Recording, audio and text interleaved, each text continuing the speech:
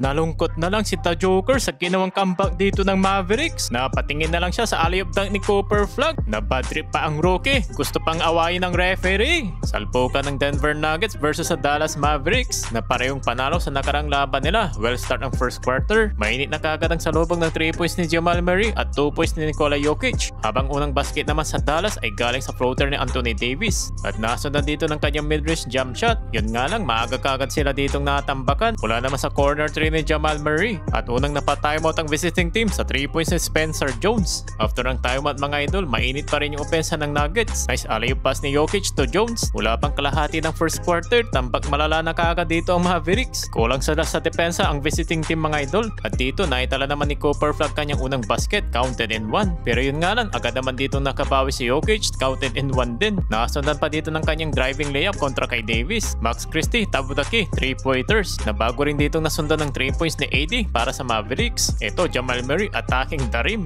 And a champion with the Lakers.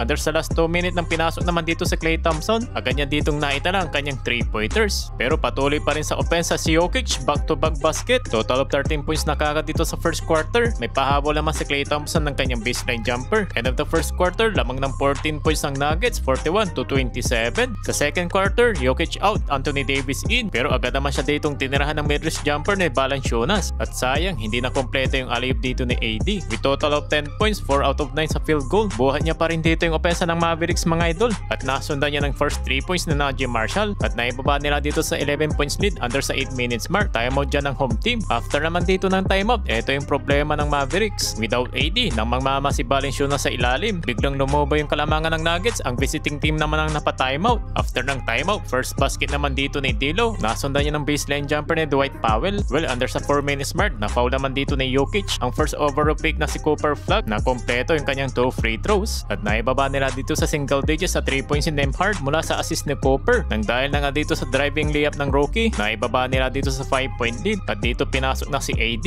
Biglang naglaho ng parang bola yung kalamangan dito ng Nuggets. At naitabla nila dito sa under sa 2 minutes mark. And for the first time, nakuha na dito yung kalamangan. Total of 19 points na si AD, shooting 7 out of 12 sa field. And after nyan, 3 points na sana dito ni Jokic plus N1. Kaso no basket daw mga idol. Sa dulo, nakapagpahabol pa dito si Cooper Flag. Nakuha pa rin nila dito yung kalamangan, 69-68 halftime. Entering of the third quarter, sinimula naman dito ni Cameron Johnson. May ininda naman dito si Murray, napabalik tuloy sa locker room. At muli na naman ditong nakalamang ng 4 points ang Nuggets. Habang unang basket naman sa Mavericks, wide open and Nembhard. Back-to-back wing 3-pointer pa sa play na to. Pero nakasagot dyan si The Joker. Total of 13 points na dito si Cooper Flag. Naitala naman dito ni Jokic yung kanyang unang assist to Jones. Muling nakabalik naman dito si Jamal Murray. Eto sa play na ito, sinubukan ni Spencer Jones yung depensa ni Cooper Flag. Pero nagtabla ulit dito yung talaan sa 3 points ni Nembhard. At nakuha dito ng Mavericks yung kalamangan sa transition ni Cooper Flag. Nembhard na hesitation sa depensa ni Jokic. Sagutan naman dito ng 3 si Cooper Flag at Tim Hardaway Jr. Grabe dito ang rookie mga idol. Tuluyan siya dito nakikipagsagupa sa ilalim ng Nuggets. Bad trip pa sa referee. Walang tinawag na foul. And after nyan, sagutan naman dito ng dakdakan mga idol.